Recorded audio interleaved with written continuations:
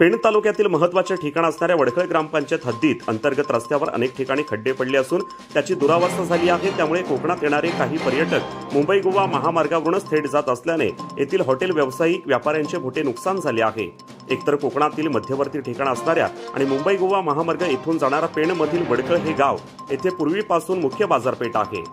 या बाजारपेठेत सफेद कांदे, पापड, लोणचे, मिरगुंड, पोहे तसेच सुकी मच्छी यासह दर शुक्रवारी भरणारा आठवडा बाजार तसेच मोठमोठ्या गाड्यांची असणारी वर्कशॉप अशा अनेक वस्तू वडखळच्या मुख्य बाजारपेठेत मिळत असताना मुंबई गोवा महामार्गाच्या चौपदरीकरणामुळे महामार्ग गावाच्या बाहेरील बाजूस वळवण्यात आल्याने या बाजारपेठेची ओळख जवळपास पुसत चालली आहे।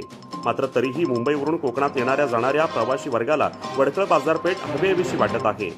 परंतु गेल्या काही वर्षापासून वडखळमधील अंतर्गत रस्त्यावर मोठमोठे खड्डे पडले असून त्याची भयानक दुरावस्था झाली आहे। या भागातून प्रवास करणारे विद्यार्थी, ज्येष्ठ नागरिक तसेच अनेक प्रवासी जीव मुठीत घेऊन जात आहेत। सदर रस्त्यावरती कोणत्याही क्षणी अपघात घडण्याची शक्यता असल्याने वडखळ हद्दीतील अंतर्गत रस्ता लवकरात लवकर दुरुस्त करण्यात यावा अशी मागणी येथील नागरिक करीत आहेत।